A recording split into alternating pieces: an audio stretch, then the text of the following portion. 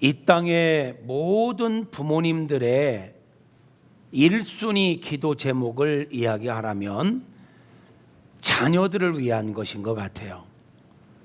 저도 우리 성도님들 만나서 기도 제목이 뭐예요? 하고 물어보면 언제나 나오는 제목이 있는데 자녀들을 위한 거예요. 자녀들이 잘 됐으면 좋겠다. 자녀들이 존귀함을 받았으면 좋겠다. 자녀들이 한 번뿐인 인생 속에서 귀하게 쓰임받았으면 좋겠다라는 이런 기도 제목이 모든 부모님들의 한결같은 공통적인 이유이고 제목들이더라고요. 근데 그 부모님의 마음이 부모님의 마음으로 끝나는 게 아니라 우리 하나님 아버지의 마음이기도 한 것을 우리가 잘 압니다. 하나님께서 정말 소망하시는 게 있다면 하나님의 백성된 저와 여러분이 잘 되는 것입니다. 존귀함을 받는 자가 되는 것입니다.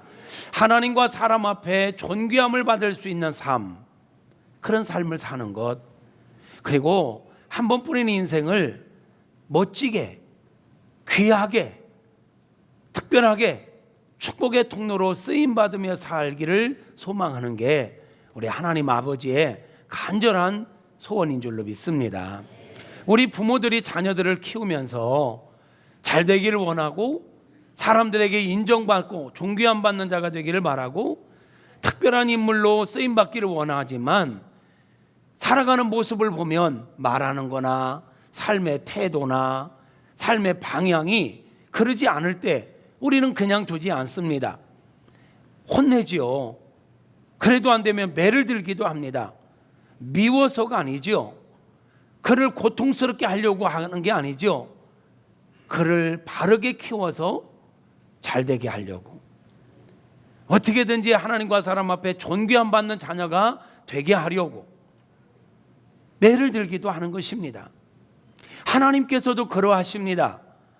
하나님께서도 하나님의 백성된 저와 여러분들이 바르게 살아야 하나님과 사람 앞에 존귀함을 받을 수 있고 축복의 통로로 살아갈 수 있기에 말씀을 주시기도 하고 때로는 경고도 하시고 때로는 이런저런 크고 작은 사건 사고들을 통해서 깨닫도록 경고도 하시지요.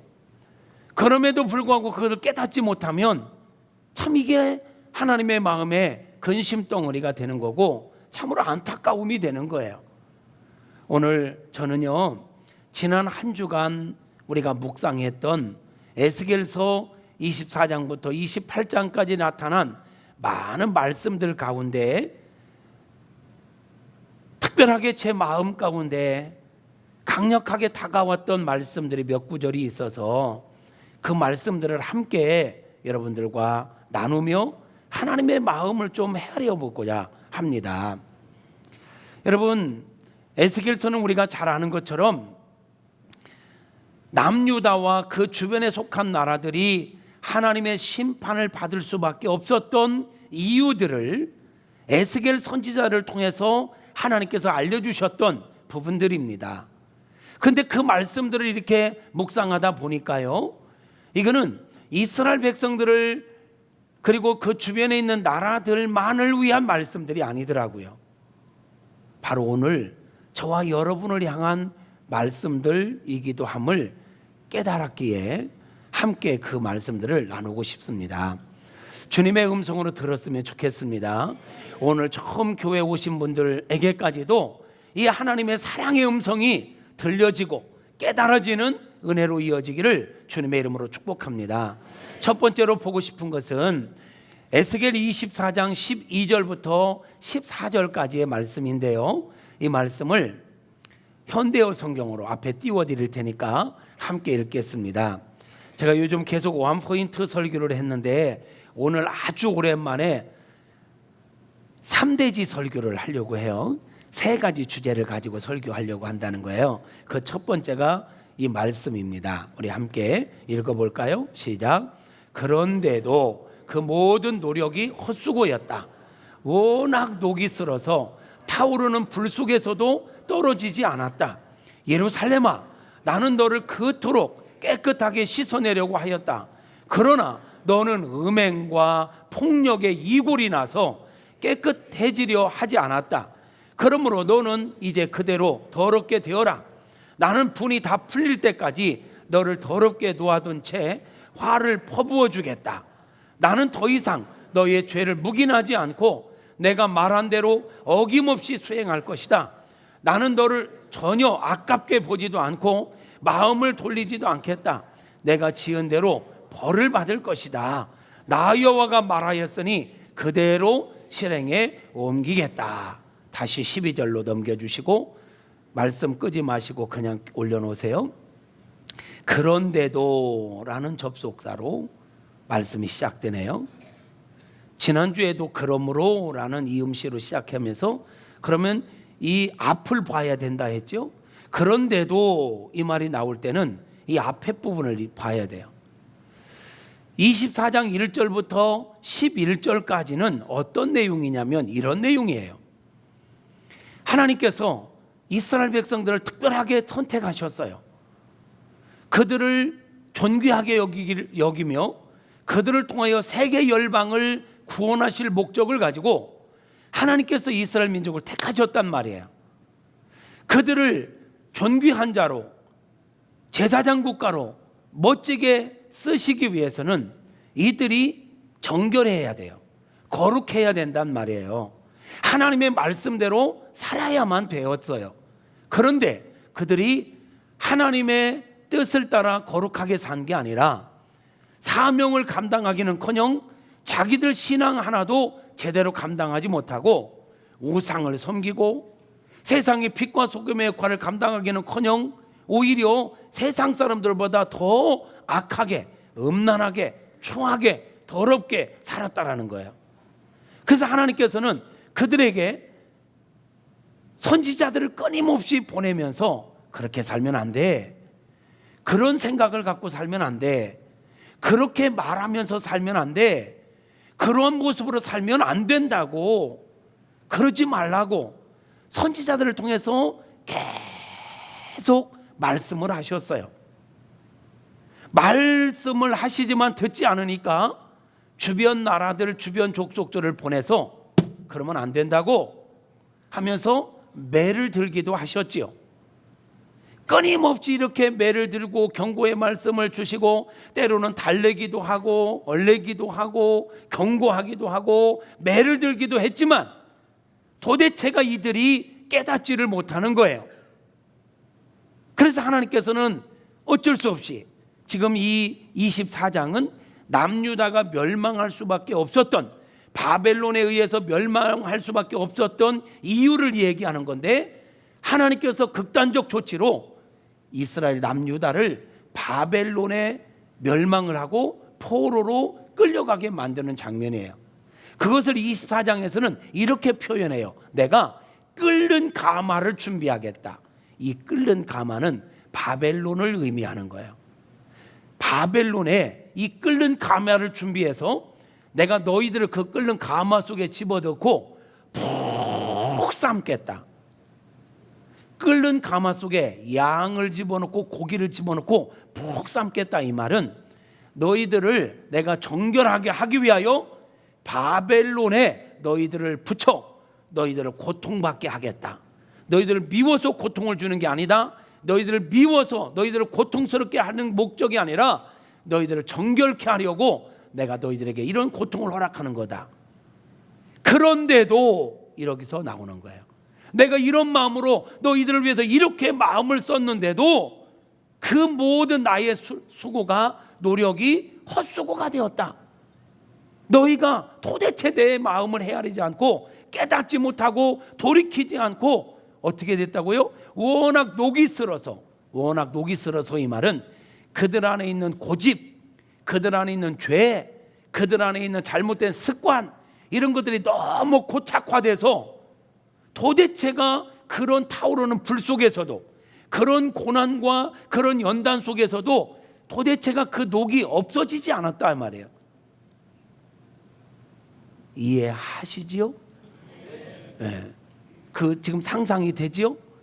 하나님께서 그들을 정결케 돼야만 존귀함을 받고 귀하게 쓰임 받기에 말로 때로는 책망으로 그렇게 경고를 해도 못 들으니까 끓는 가마 속에 넣고 그렇게 단련을 시키는데도 얼마나 목이 곧은 백성인지 하나님의 마음을 헤아리려고 하지 않고 하나님의 뜻을 헤아리려고 하지 않고 고집에 매여서 세상 재미에 빠져서 돌이키지를 않는 거예요. 그런 상태를 두고 녹이 슬었다. 그래서 타오르는 불 속에서도 그 녹들이 떨어지지를 않고 있다. 그래서 나는 너희를 그냥 둘 수가 없다. 너희를 이 더 나무를 갖다가 쌓아놓고 불을 떼서 이것은 바벨론을 통해서 고난을 주는 것을 더 심하게 하겠다라는 거예요. 내가 이렇게 하는 거 나 마음 약해지지 않을 거야. 당신이 택한 백성들이 고통받는 거 좋을 리가 없지요. 기쁠 리가 없지요. 그래도 하나님 다짐하시는 거예요. 나 마음 약해지지 않을 거야. 뜻을 돌이키지 않을 거야. 너희들 정신 차릴 때까지 내가 너희들 푹 삶아버릴 거야. 그 얘기를 하는 거예요. 여러분, 저는 이 말씀을 묵상하면서 저의 모습을 한번 돌아보았어요. 처음 주님을 만났을 때 얼마나 막 흥분되었던가. 십자가만 봐도 눈물이 고이고 주님, 이런 순수함, 열정. 그래서 일주일씩 몇십일씩 금식하면서 하나님의 은혜에 감사하며 살겠노라고, 복음을 전하며 살겠노라고 삼각산 쫓아 올라다니며 기도하고 밤이 맞도록 기도하고 뭐 그랬던. 근데 언젠가부터 마음이 무뎌지고 고착화되고 이런저런 합리화를 시키면서 무뎌져 있는 저의 모습, 하나님께서 싫어하시는 것들이 내 안에 분명히 있음에도 불구하고 그런 것들을 결단해내지 못하고 그런 것들을 끊어내지 못하고 여전히 어쩔 수 없어, 사람이 살면서 뭐 그럴 수 있지, 이렇게 자기 합리화에 빠져서 이것을 벗겨내지 못하고, 여기서 말씀하는 것처럼 그 녹이 슬어서 타오르는 불 속에서도 떨어지지 않고 있다, 이 말이 꼭 제 안에 있는 그런 안 좋은 습관들, 생각들, 모습들, 이게 막 떠오르는 거예요. 이게 바로 나에게 주시는 말씀이구나. 내 안에 끊어내지 못한 죄, 습관, 욕심, 이것들 그냥 갖고 있으면 하나님께서 이렇게 안타까워하시겠구나. 그러면서 이 일주일 동안 이 말씀 붙잡고, 하나님, 제 안에 있는 이 녹을 제거하여 주옵소서. 이 녹을 깨끗하게 제거해서 하나님께서 귀하게 쓰시는 자로, 하나님과 사람 앞에 존귀함을 받는 자로 세워달라고 몸부림치는 한 주간이었습니다. 사랑하는 성도 여러분, 여러분은 어떠십니까? 여러분 안에 녹슨 부분은 없습니까? 여러분 안에 여전히 정말 달라붙어서 떨어지지 않는 죄는 없느냐고 묻습니다. 안 좋은 습관들은 없느냐고 묻습니다. 세상 것들에 매여서 그러한 것들만 붙잡고 추구하고 있지는 않느냐고 묻고 있는 것입니다. 나는 너희를 위해서 이렇게 노력했는데 너희는 넘겨주세요. 오히려 예루살렘아, 너는 그토록 깨끗하게 씻어내려고 내가 노력했는데 너는 음행과 폭력에 이골이 났다라는 말 아십니까? 너무 이게 익숙해져서 아무렇지도 않은 것처럼 이골이 나버렸어요. 오늘 우리가 죄를 짓는 게 이골이 나 있지는 않습니까? 하나님의 말씀을 들을 때는 제법 결단하는 것 같은데 저 문을 열고 나가는 순간 말씀을 다 놓쳐버리고 잊어버리고 세상의 습관과 문화의 풍조와 그런 것들에 따라서 그냥 그저 그렇게 살아가는 이골난 모습은 없느냐고 묻는 것입니다.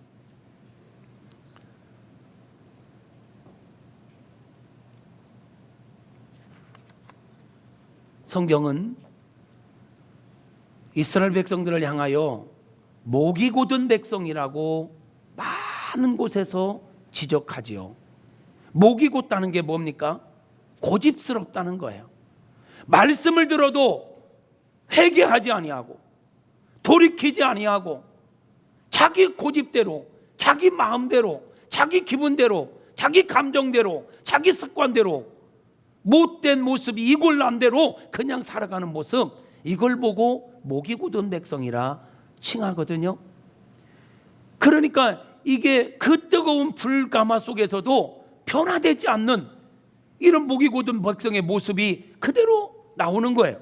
그러니까 하나님께서는 심판하실 수밖에 없다는 거거든요. 오늘 우리 조국교회의 모습을 돌아볼 때 우리 목회자들과 우리 성도님들 가운데 목이 굳은 백성들이 많지 않은가?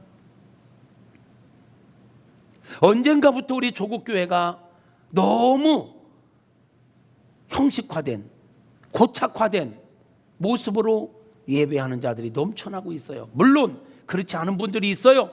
예배 때마다 설레이는 마음으로 뜨거운 열정을 가지고 하나님 앞에 예배하는 자들이 있지요.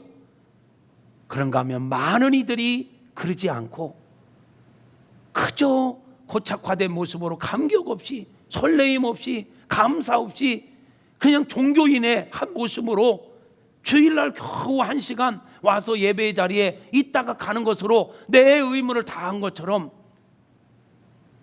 그렇게 설교 때마다 말씀을 듣고 말씀을 묵상할 때마다 성령의 감동으로 깨닫게 하시고, 기도할 때마다 너 그거 바꿔야 돼, 너 그렇게 살면 안 돼, 너 결단해야 돼, 그렇게 감화 감동 주시지만 결단하지 않고 목이 굳은 백성처럼 살아가는 경우가 얼마나 많이 있느냐 말이에요. 어쩌면 이런 목이 굳은 백성들의 모습은 초신자들보다도 오랫동안 신앙생활을 하신 분들이 더 이 모습에 노출되어 있는 경우가 많은 것 같아요. 10년, 20년, 30년 신앙생활 하다 보니까 타성에 젖어서 습관적으로 예배는 드리지만 말씀을 들어도 목사님들 늘 하는 소리가 그렇지 뭐 그렇다고 우리가 어떻게 다 그렇게 살아, 이러면서 자기 합리화를 시키면서 변하려고를 하지 않는, 그렇게 이야기를 하고 그렇게 권면을 하고 그렇게 경고를 받으면서도 결단하지 않고 살아가는 많은 성도들의 모습, 이게 오늘 조국교회의 모습이 이 이스라엘 백성들이 심판받을 때의 모습과 다르지 않음을 느끼면서 야, 이거 어떻게 하지? 여러분은 좀 어떠십니까? 지난 주 중에 손님이 왔어요. 서울에서 교회를 섬기는 안수 집사님인데, 이 집사님과 이야기를 하는 건데, 이 집사님이 이런저런 이야기를 하면서 자기 교회 자랑을 해요. 목사님, 요즘 우리 교회 얼마나 좋은지 몰라요. 그러면서 자랑의 내용 한번 여러분 들어보세요. 요즘 우리 교회 장로님들이요, 오후 예배를 다 참석해요. 수요 예배 참석하고요, 금요 기도회를 참석하고요, 특별한 행사가 있으면 거두붙이고 주방에 들어가서 주방 봉사를 하고요, 어떤 장로님들 새벽 기도 나와서 저녁 10시 11시까지 섬기고 들어가는, 존경스러워요. 이분들이 주일이면 차를 가까이 대지 않고 멀리 대고 오고요, 막 신나갖고 장로님들 자랑을 하는 거예요. 근데 가만히 듣다가, 집사님, 그 장로님들이 그렇게 하는 거 당연한 거 아니에요? 장로님들이 오후 예배 참석하는 게 자랑할 거리예요? 장로님들이 구역 예배에 참석하는 게 자랑할 거리냐고요. 장로회가 있고 그 장로님들이 다 남전도에 속했는데 남전도에도 다 참석을 하고 그 구역 예배에 참석한다고 자랑은, 아니 새신자들도 하는데 장로님이 그거 하는 게 자랑거리냐고요. 내가 막 그냥 이야기를 하면서도 한편으로는 부럽다.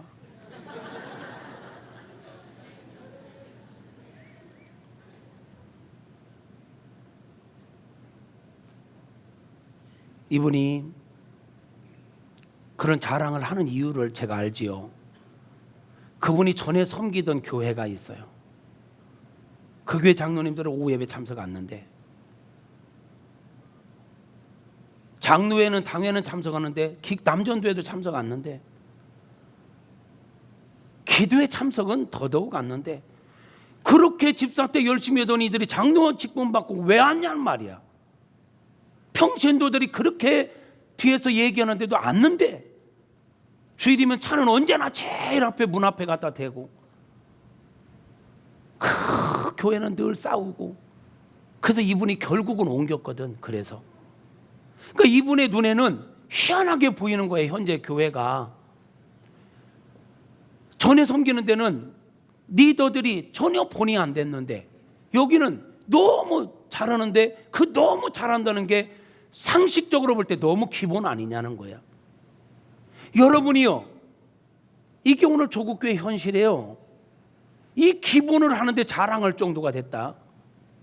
우리 교회를 비롯해서 오늘날 우리 조국교회가 어쩌다가 이렇게 되냐 말이죠. 물론 너무너무 잘하는 분들도 있어요.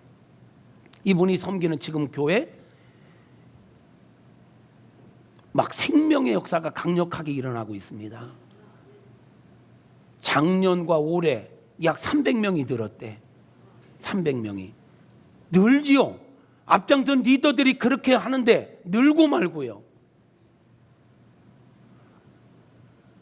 그런데 오늘날 많은 이들이 이 말씀을 들으면서도 그 뜨거운 불가마 속에 들어가서 고난을 받고 경고의 말씀을 받으면서도 녹이 벗겨지지 않는 그런 고집스러움이 오늘날 우리 조국교회 너무 팽배해 있는데 오늘 저와 여러분 안에 마음은 어떤지 돌아보고 싶습니다. 사랑하는 성도 여러분, 지금 나는 기본은 하고 있는가?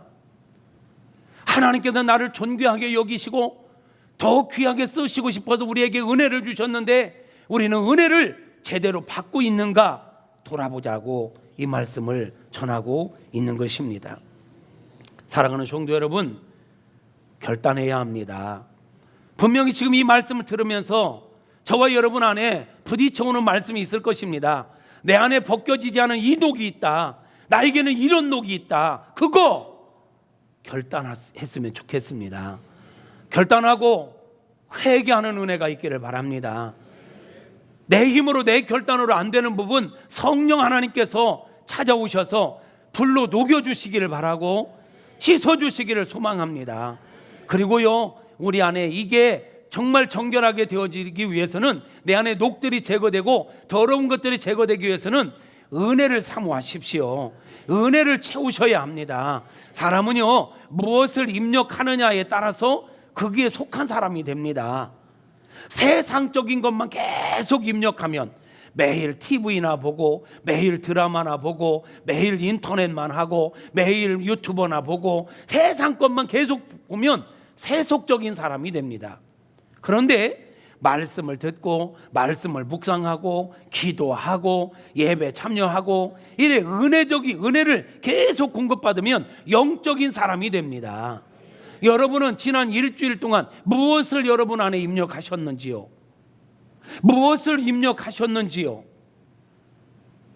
90% 이상 세상 것만 입력하고 10% 입력해놓고 영적인 사람으로 살려고 생각하지는 않으셨는지요? 절대로 살 수가 없습니다. 입력하는 대로 우리는 삽니다. 의지와 결단이 필요합니다. 미디어를 좀 끊고 미디어를 좀 줄이고 아멘 하시옵소서. 미디어를 좀 줄이고 꼭 필요한 정보만 좀 얻고 하나님 앞에 섭시다. 기도하는 자리에 섭시다.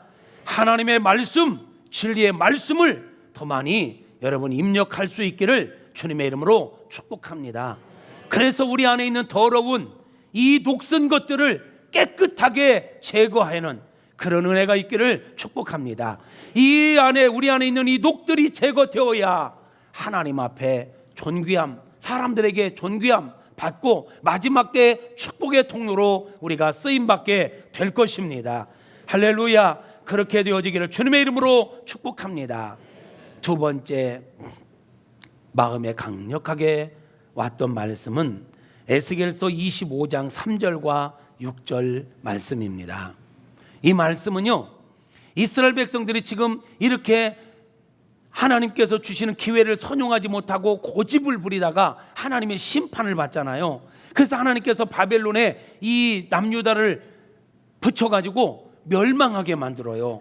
성전은 폐허되고 땅이 황폐하게 되고 이스라엘 백성들이 포로로 끌려가게 만들거든요. 하나님께서 힘이 없어서가 아니라 이들을 깨닫게 하려고. 그런데 그들이 그렇게 황폐하고 고난을 받는 것을 바라보던 주변에 있는 나라들이 박수를 치면서 환호성을 부르면서 발을 구르면서 막 기뻐했어요.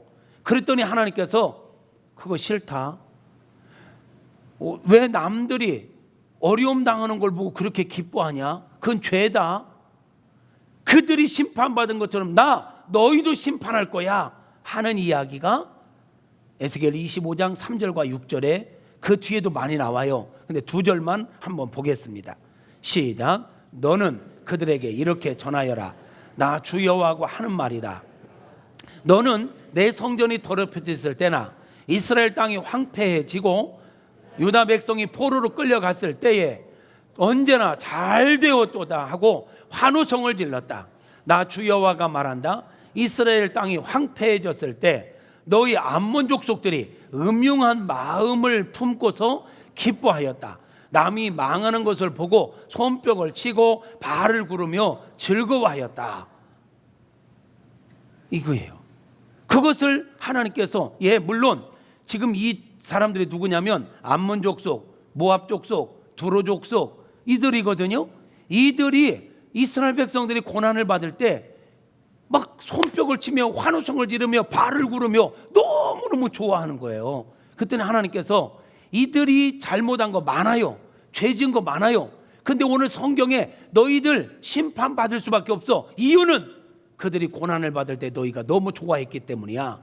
이것을 지적해요.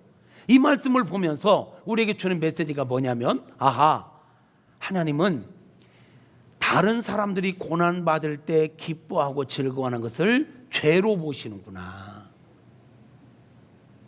여러분, 우리가 보통 다른 사람들이 어려움을 겪거나 하던 일들이 망할 때 좋아하는 이유가 뭡니까?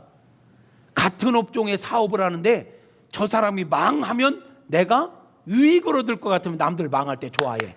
와, 잘됐다. 내가 유익을 얻을 거니까. 또는 나보다 별로 잘난 것도 있는데 잘난 체 하는 사람들, 잘난 것도 있으니까 잘난 체 하는 거예요. 그런데 막 기분 나쁜 거예요. 잘난 체 하는 거 막 꼴 보기 싫다고 막. 근데 그 잘난 체 하는 사람이 어려움을 겪고 그러면 고소한 거예요. 사촌이 땅을 사면 배 아프면 안 돼. 축하해야지. 근데 보통 배 아프다고 그래. 그러니까 남들이 안 되는 걸 은근히 좋아하는, 나의 유익을 위해서. 왜 암몬 족속, 모압 족속, 두로 족속들이 이스라엘의 멸망을 기뻐했을까요? 경쟁국이었거든.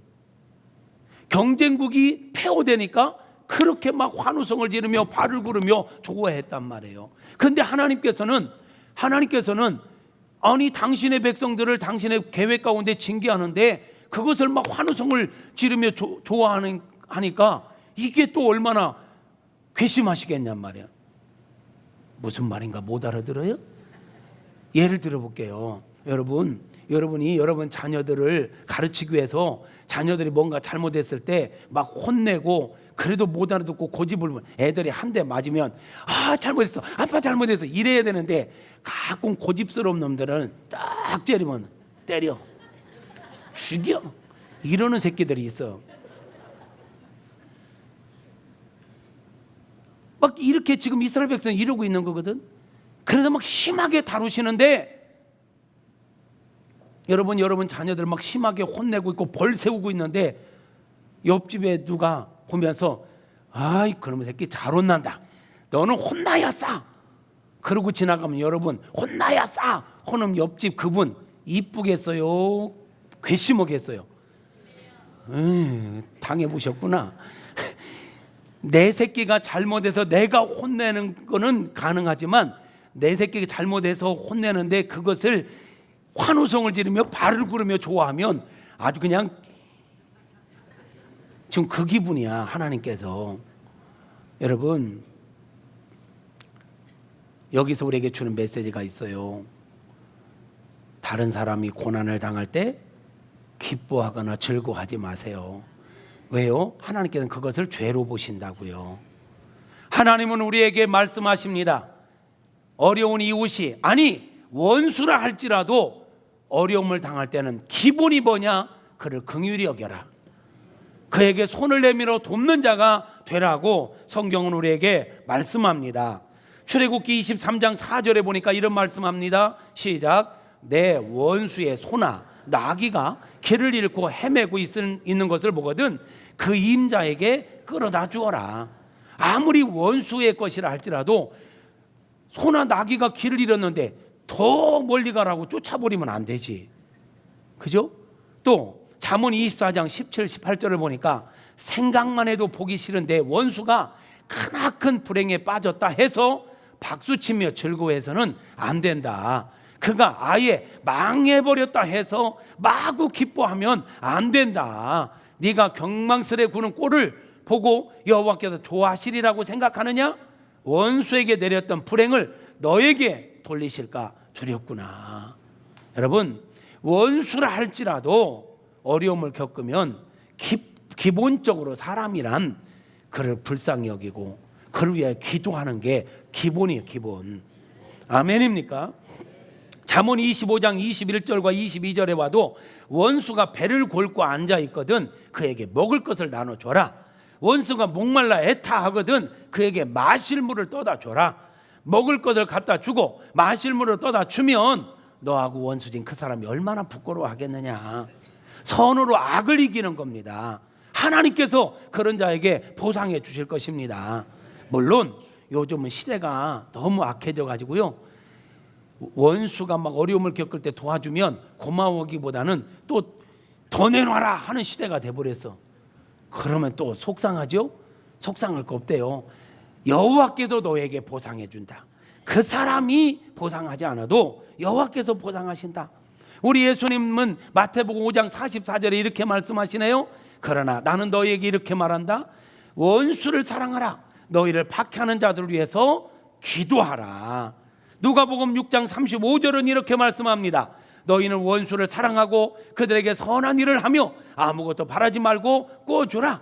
그러면 하늘에서 너희 받을 보상이 클 것이며 너희는 하나님의 자녀가 될 것이다. 할렐루야. 두 번째 우리에게 주시는 메시지가 뭡니까? 타인의 고난, 어려움을 즐거워하는 자가 아니라 긍휼히 여기고 정말 하나님의 사랑을 먼저 받은 자로서 그들에게 손을 내미는 자가 되라 말씀하고 있습니다. 마지막으로 하나 더 보겠습니다. 에스겔서 28장 2절부터 5절 말씀입니다. 같이 읽겠습니다. 시작. 너 사람아 두로 왕에게 이렇게 전하여라. 나 주 여호와가 하는 말이다. 너는 권세에 취하여 스스로 너 자신을 신이라고 말한다. 바다 한가운데 있는 내 섬에 자리 잡은 신이라고 큰 소리친다. 그러나 아무리 큰 소리를 쳐도 너는 신이 아닌 인간이다. 내가 비록 현인 다니엘보다도 더 슬기로워 아무리 깊이 숨은 비밀도 풀지 못하는 게 없고 내 지혜를 써서 무역을 꽃피워 창고마다 금과 은을 가득히 쌓아놓을 정도로 부유하게 되었을지라도 너는 이제 재물 때문에 정신을 잃고 교만해졌다. 이게 무슨 얘기냐면요, 에스겔서 25장부터 28장까지는 두로 지역이 하나님의 심판을 받을 것을 예언하고 있거든요. 그 중에 28장은 두로 왕의 교만 때문에 심판을 받는다는 것을 이야기하는 거예요. 두로 왕이 어느 정도 교만해졌느냐? 지금요, 이 두로라는 지역은요, 이스라엘 최북단에서 우위로 약 100km 지점에 자리 잡고 있는 지중해 해안가에 자리 잡고 있는 해안 도시입니다. 해안 도시에 있다 보니까 해상권을 장악하고 무역이 활발하게 움직였어요. 무역이 활발하게 진행되다 보니까 물질이 막 도는 거예요. 그러니까 부자가 된 거예요. 그러니까 돈이 많고 막강한 힘을 가지고 떵떵거리며 살다가 보니까 마치 왕이 생각할 때 내가 정치를 잘해서, 내가 똑똑해서, 내가 지혜로워서 정치를 잘함으로 나라가 이렇게 강성해진 것처럼 착각을 한 거예요. 그런데 28장 12절부터 17절 이하에 보면 그들의 삶이 어느 정도 풍요로웠느냐, 마치 에덴 동산과 같았다. 한번 읽어볼까요? 너 사람아, 두로 왕에게 이렇게 조가를 지어 불러주어라. 그러니까 하나님께서 이 두로 왕이 멸망하게, 교만 때문에 멸망하는 건데, 그가 멸망할 때 네가 조가를 좀 해줘라 하면서 하는 이야기를 보니까, 나 주 여호와의 말이다. 너는 지혜가 충만하고 더 할 수 없이 아름다워 하나님의 완전한 모범이었다. 내가 살던 곳은 하나님의 동산이었다. 기쁨의 동산, 바로 에덴이었다. 내 옷에는 황옥, 백수정, 감람석, 홍옥수, 얼룩만호, 취옥, 백옥, 청옥, 홍옥 같은 갖가지 보석이 박혀 있었다. 이 정도로 화려하게 지금 살았다는 거죠. 내가 너를 창조하던 날에 이미 너는 황금으로 단장되어 있었다. 나는 너를 하나님의 성산을 지키는 자로 세워놓아 거기 불붙은 돌들 사이로 드나들며 살게 하였다. 자, 지금 이 뉘앙스가 뭐예요? 네가 잘나서가 아니라 네가 그런 은혜를 누리는 것은 나의 은혜다. 내가 준 거다. 이것을 지금 얘기하고 있는 거잖아요. 그죠? 그러니까 하나님의 엄청난 은혜로 에덴 동산과 같은 삶을 살고 그 엄청난 풍요를 누리며 살다 보니 사는데, 은혜를 망각하고, 사람은 은혜를 은혜로 알아야지 은혜를 망각하면 교만해집니다. 은혜를 망각하면 교만해지고, 교만은 패망의 선봉이 되는 것입니다. 여러분, 축복합니다. 은혜를 은혜로 알할 수 있기를 축복합니다. 은혜를 은혜로 모르면 사람은 죄를 지어요. 지금 이 두로 왕이 그런 거예요. 은혜를 은혜로 모르니까 교만해진 거예요. 그러면서 내가 신이다, 하나님과 같이 하나님으로 착각하는 거예요. 사람은요, 교만해지면 어디까지 가냐면 마치 자기가 하나님이나 되는 것처럼. 사람은요, 끊임없이 욕심을 부려서 하나님의 자리까지 가고 싶어 해요. 아담과 하와가 죄를 지은 이유가 뭡니까? 하나님처럼 되고 싶어서. 마귀가 아담과 하와를 속인 제목이 뭐예요? 너 하나님께서 선악과 왜 따먹지 말라고 한 줄 알아? 너 선악과 따먹으면 네 눈이 밝아져서 네가 하나님처럼 될까 봐 따먹지 말라고 한 거야. 이래 얘기했거든요. 그걸 듣고 따먹은 거예요. 다시 말하면 마귀가 한 말은 뭐냐면, 너 이 선악과 따먹으면 너 하나님처럼 될 수 있어. 이 말에 혹해가지고 선악과를 따먹은 거거든요. 지금 두로 왕이 많은 하나님 은혜 속에 살다 보니까 지가 마치 하나님이나 된 것처럼 내가 신이다 떠들어대는 거예요. 내 지혜는 다니엘보다, 그 현인 다니엘보다 더 지혜롭다. 그래서 내가 이렇게 은금을 쌓아놓고 이렇게 살고 있는 거다, 이렇게 착각하고 있는 것을 이야기하고 있는 거예요. 성도 여러분, 지금 28장 2절에서 5절에서 우리에게 주는 메시지는 은혜를 은혜로 알고 감사하는 자가 돼야지, 은혜를 망각하면 교만하여 패망할 수밖에 없다, 심판받을 수밖에 없다는 것을 말씀하고 있는 것입니다. 성도 여러분, 여러분 안에 은혜를 받지 않은 게 있나요? 그렇다면 은혜를 은혜로 알고 감사해야 되는데, 은혜를 은혜로 알고 감사하고 있나요? 아니면 마치 내가 잘나서, 내가 똑똑해서, 내가 뭘 하고 있는 것으로 착각하고 교만해 있지는 않은가요? 교만해진 부분은 없나요? 말로는 아유 제가 뭘요? 그러면서도 내가 뭔가를 한 걸 인정해 주지 않으면 그것 때문에 서운해. 그건 뭐예요? 내 내면은 교만함이 있다는 거예요. 우리가 자랑할 게 있다면 주 예수 그리스도의 은혜밖에 없습니다. 하나님의 사랑밖에 없습니다. 하나님의 은혜밖에 없습니다. 은혜를 은혜로 알고 감사하는 자가 될 수 있기를 축복합니다. 그래서 제가 서두에 오늘 본문 데살로니가 전서 5장 16, 17, 18절을 읽기 전에 이런 멘트를 날렸어요. 가장 기본적인 이 신앙의 고백, 이거 항상 기뻐하고 범사에 감사하고 늘 기도하는 거, 이거를 잘하면 행복하게 살 수 있다. 신앙의 가장 기본이고 건강한 신앙생활을 할 수 있다 했어요. 은혜를 은혜로 아는 자만이 감사하게 됩니다. 은혜를 은혜로 아는 자만이 찬양을 하게 됩니다. 그러면 은혜를 은혜로 모르고 망각하면 감사가 아니라 교만하게 되죠. 이건 마귀에게 속는 겁니다.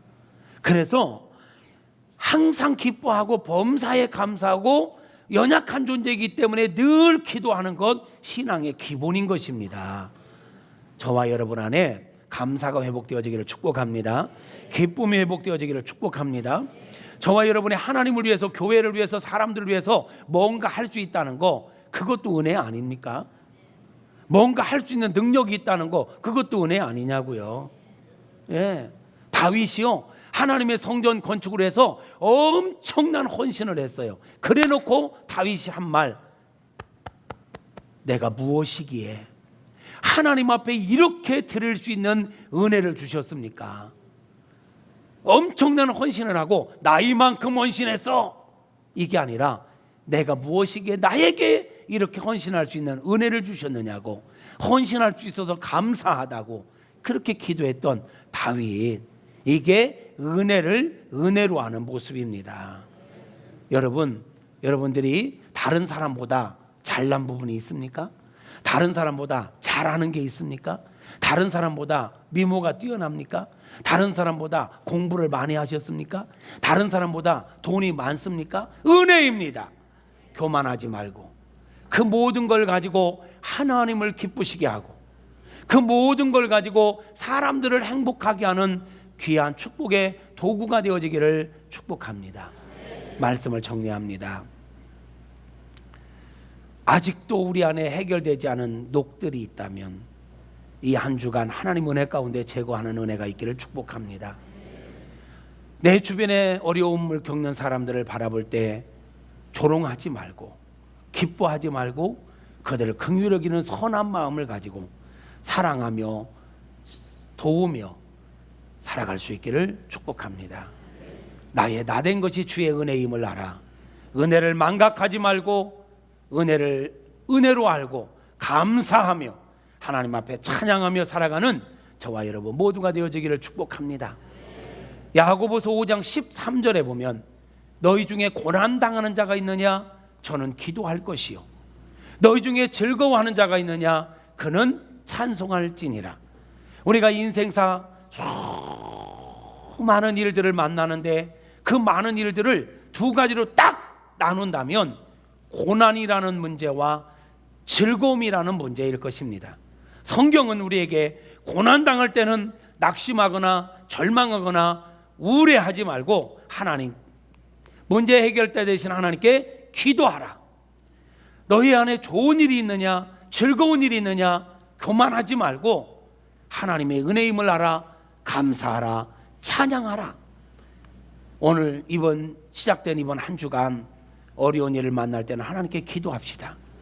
좋은 일이 있을 때는 하나님의 은혜를 은혜로 알고 찬양하며 감사하며 살아가는 저와 여러분 모두가 되어지기를 주님의 이름으로 축복합니다. 축복합니다. 결단하는 마음으로 우리 찬양할까요? 찬양하라 내 영혼아